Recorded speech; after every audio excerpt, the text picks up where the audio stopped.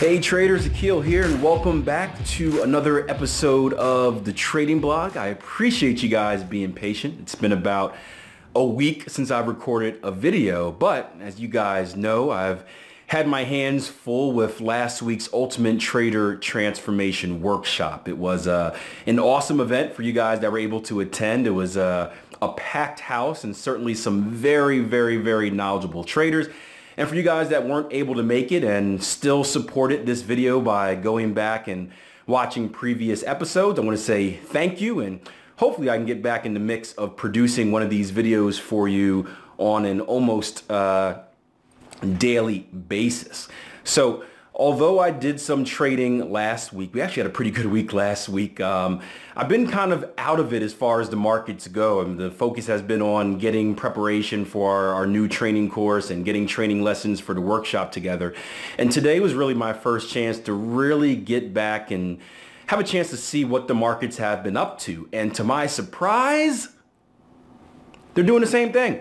The markets have really been in this, I guess I like to call it stop and go type of traffic. For you guys that aren't familiar, I grew up in a big city, the city of Philadelphia, and one of the things my dad always told me growing up, he says, son, I would never buy a fancy car while you're living in the city. I'm like, why wouldn't you want to buy a fancy car and drive it around and show off? And he really said because of the traffic. If you get a car like a McLaren, a Lamborghini, Maserati, something like that, you need to let that thing out on the open roads. You need to let it purr. You need to really experience what that car is. When you're in the city, you're going from stoplight to stoplight, stop sign to stop sign. So, if you're driving a nice car, you're going to 30 miles per hour, then you're stopping. Then you're going for 30 miles per hour, then you're stopping. You never really have a chance to get in the groove. And that's kind of how these markets have been too. They've been so affected by our new president, Trump. They're just, and the Brexit stuff as well going on. They're just waiting from economic event to economic event to move. So the market is, doing nothing for a few days, and then boom, Trump comes out and says something, and they go wild for a few hours, and then they do nothing again. And then Theresa May says something, or a Brexit announcement comes out, and they go wild for a few hours, then they do nothing again. And it's been really difficult to find a groove in the market. Hopefully this week we'll see the volatility pick up a little bit as we have some news from the Fed coming out. Now, the Fed has kind of taken a back seat to, again, Trump and everything that he's aggressively been doing since becoming our president. And the Fed, Janet Yellen's going to speak, I believe, this Tuesday to a committee and talk about the monetary policy. And this is something that has kind of been overlooked. Back in December, we did increase our rates, and it was said that the plan was to increase them 3 times during the year of 2017. Now, since that forecast was made, kind of Wall Street has kind of disregarded the 3 hikes, right? We've heard this same story last year, and they're expecting maybe 2 hikes, if anything, and no one really knows what to expect. So I think the market will really be looking for any type of clue from Yellen. I doubt she'll give you any, but any type of clue on what we're going to do policy-wise going forward, as far as if we're going to increase, how many times, and when we're going to increase as well. So you never know. The market's been lacking volatility. Maybe this will churn something up that's a little bit different than kind of just the fear and greed reaction based off of whatever Trump is saying. So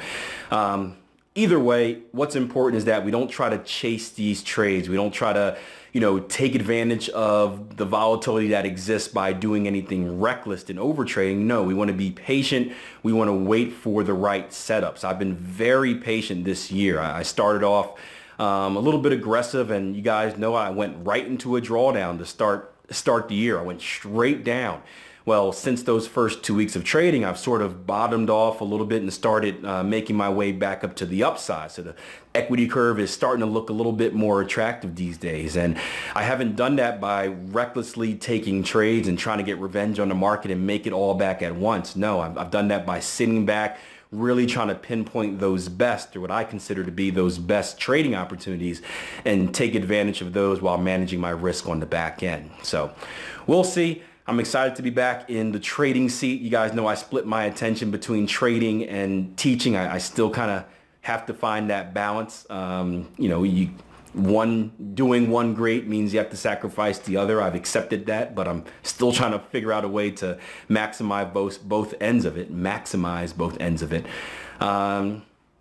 And hopefully I can stay on the hot streak that I've been on. So I'll see you guys later this week with more episodes of the Trading Blog. As always, thank you for watching. Do me a favor, if you like what you see here, subscribe. There should be a button right below on this page. And of course, go back and watch some of my older videos, whether they're videos from the Trading Blog playlist, which you can see over there to your right somewhere on the screen, or if they're former Forex market previews, weekend review videos. There's a lot of videos on this page. There's a lot of videos on the Trade Empowered FX page as well. So take advantage of this content and become a subscriber. That way you don't miss out. So until next time, plan your trade, trade your plan. Good luck in the markets this week, traders, and I'll see you guys tomorrow.